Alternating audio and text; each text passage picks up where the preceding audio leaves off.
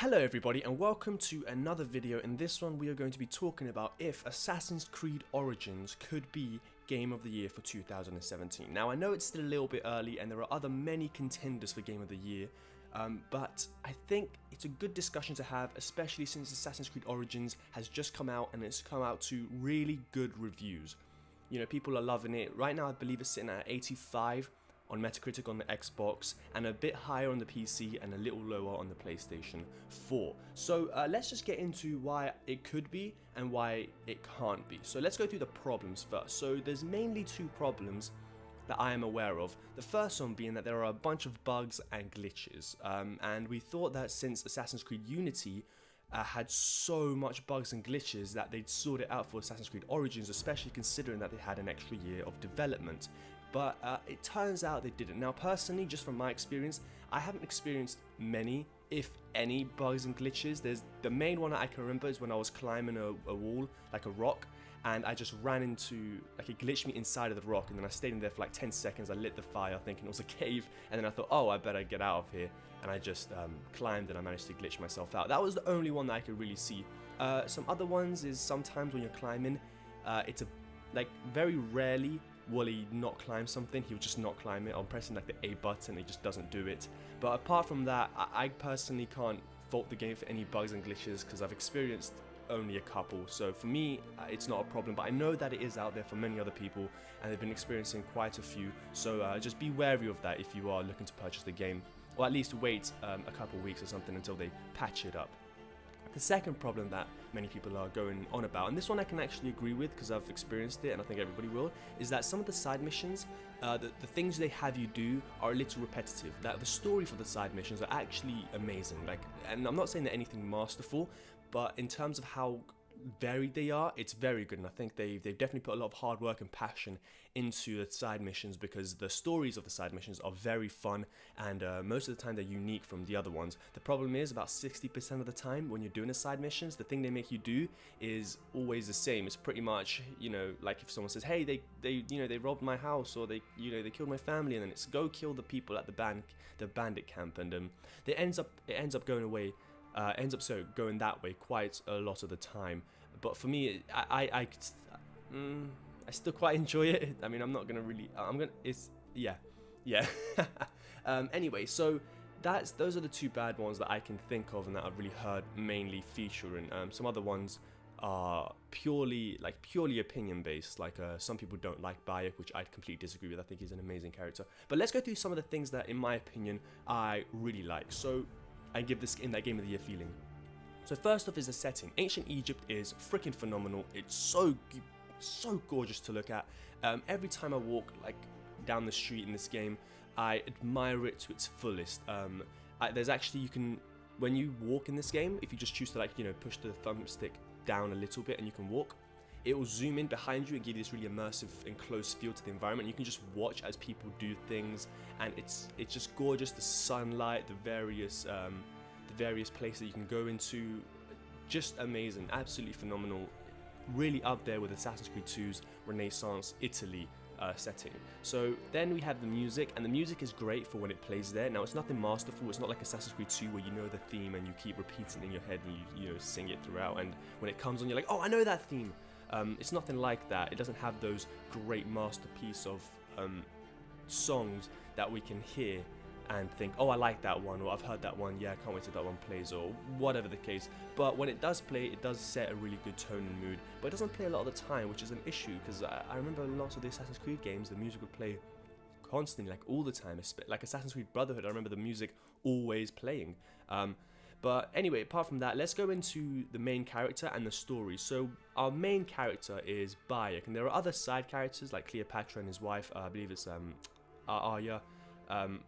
They're a good supporting cast. Like, there's nothing, in my opinion, there's nothing amazing about them, but they're a good supporting cast, definitely to add to the story. And you've got Cleopatra, Julius Caesar, and they do a really good job as well. And I think in this game they've actually stepped back a bit from using a lot of the historical figures. Like, I remember Assassin's Creed 3, they wanted to use everybody, and the same in Syndicate, everybody, and it kind of felt like repetitive. It felt like, oh, I know what's going to happen here. But in this one, I'm pretty glad that they used just about two of the main ones.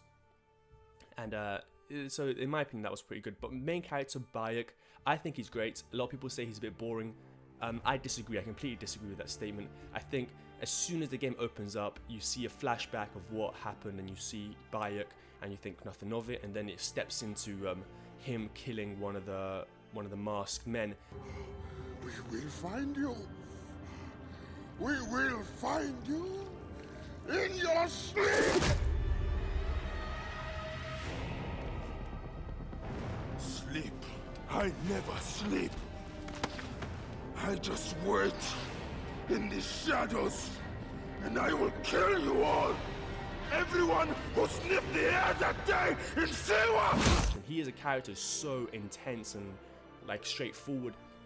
I just really like this type of character because he reminds me a bit of like a mix between Altair in the first game and not exactly Ezio, because he's not really that, you know, witty or charming or charismatic, but he's still got some flair to him. Like he makes jokes, and he makes quite dad jokes, which I find hilarious sometimes.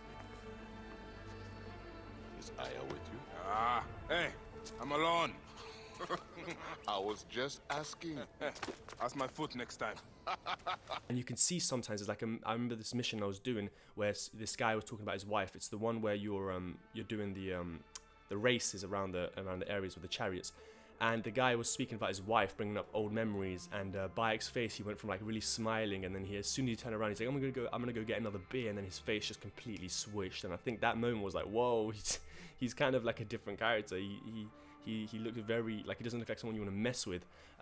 So there's that. I really like Byuk. I think he's a great change of pace, and he's not boring. He's definitely intimidating. So next we have the combat. The combat has been revamped, and it's for the better in my opinion. And I don't think I'd like to see the combat stay this way. I did like the combat in Brotherhood. I thought it was very fun because you just go from one hit. So I think if they could do something with a skill system mixed to that would be pretty fun. But in this one, the combat is, I think it's a hit and miss for most people. Personally, I like it. I really like it. I think it's you know, use a shield. It's during the ancient Egypt and Rome and Greece time period. So using a shield is pretty, well, you kind of have to use it, right? It's historically inaccurate to just say we're not going to use shields. And if you were doing the whole one button, one kill with a shield, it wouldn't really work out. So I get why they changed the combat system. I think it's very fun, and it's more like, there are some problems with it. The aiming sometimes is a bit annoying, but other than that, I think it's really fun, and I enjoy it. I think it's intense sometimes, because I think, oh, if there's like 5 guys, I'm going to struggle to kill these guys. I'm going to have to like really build my top game.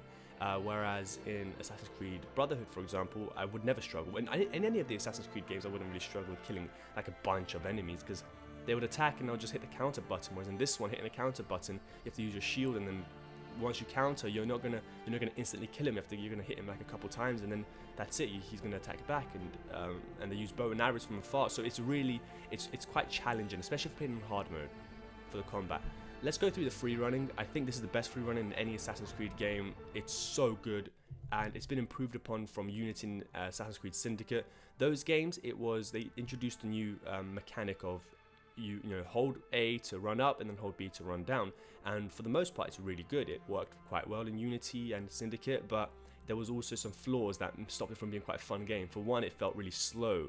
I felt sometimes when I was just running, sprinting normally, it was quite slow. Same in Syndicate, whereas in this one I feel like it's really fast paced. I'm moving up everything seamlessly and fluidly and very perfectly, and a lot of the time I feel like I'm controlling this character, and I'm going where I want to go, and I'm climbing the way I want to climb. Whereas in other Assassin's Creed games, sometimes they run up things that I'm like, no, don't go up that, stop, get down. And there's lots of those problems in the previous ones, especially in the Assassin's Creed 1, 2, and Brotherhood, Revelations, and 3. So, and Assassin's Creed 4 Black Flag. But in this one, I think it's really refined it. There's still some tweaks to be made. Sometimes there are problems, but a lot of the time, I think it's really great. I think it would be cool if they added like a jump button. Like sometimes when you're on a cliff, like, and you want to jump off, or you just like you just want to jump off something. Basically, it doesn't let you until you get close to it. And you have to hold A, and he'll jump off for you. But I think if they added something like, if you double tap A, you'll just like jump. That would be pretty cool, and it would help with some of the things that, you know, for whatever reason, it would help with some of the things. So stealth is the next one, and I think stealth has taken a bit of not a back seat necessarily, but I think there are things in stealth that have been taken away from previous games.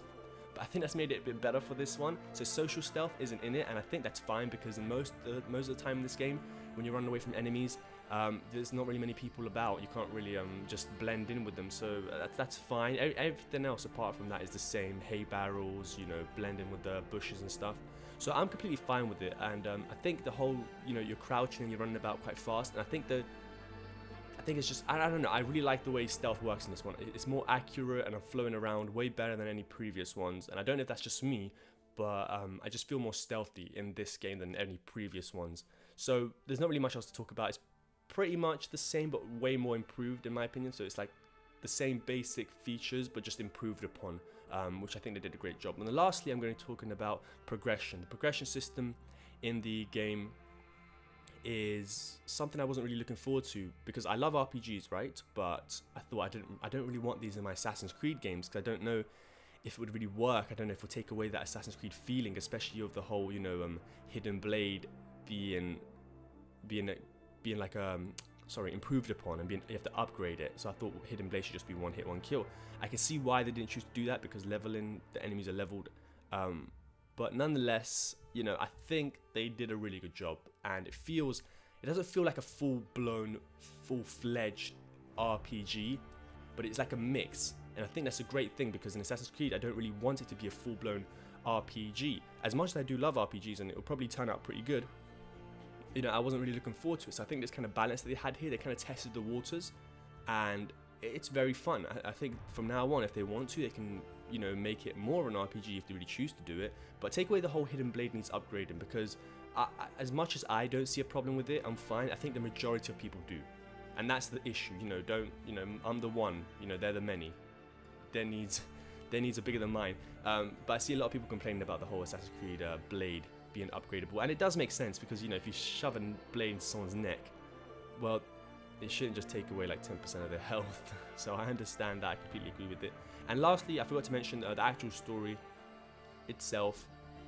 I won't get too much into it. I won't even spoil the first parts of it, so I'll keep it completely spoiler free in this game of the year, if it is, that is. And that is, I really like it. I think it's intense. It's a very intense story from the get-go. It's very intense, and you feel this kind of connection with Byuk, especially after you find out what's happened, which you can pretty much guess after like the first half an hour what happened. And as the story progresses, I don't think it reaches any huge high points, but it's not a bad story. It's like an 8 out of 10 story, so it's really good. It's a really good story, but it doesn't reach that kind of whoa, you know, mind-blown moments, although there are lots of plot twists and things like that. So overall, Assassin's Creed Origins is a huge success in my personal opinion, and so far, is it game of the year? Is it? For me, I have to say yes. I absolutely adore this game. The fact that I'm not experiencing any bugs and glitches is a huge one, because a lot of people, that's their problem. And the fact that I'm not really minding the repetitive missions, and that's not because I'm, oh, you're a Assassin's Creed fanboy, you're going to defend it to your death, which I am a bit of a Assassin's Creed fanboy, I'll be honest with you. But I like the whole camping missions. I like the whole when you have to go into a camp and explore it and use Senu to come out, and you know, I like it. I really enjoy that. I think it's great, and it really makes me, like, when I use Senu, for example, I will like plan out my pathways. I'll use a cursor, and I'll say, oh, okay, I see the enemies here.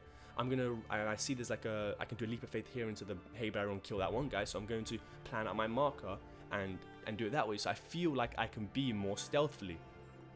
So, in my opinion, it is game of the year. There's lots of things that I love about it. There are very, very few that I dislike, and I hate absolutely nothing. So, thank you guys for watching. I hope you guys are enjoying the game. If you think it's your game of the year, that's cool. If not, hey, that's cool. There's been a lot of good games coming out this year. Cuphead was really good too. So thank you guys for watching, and peace out.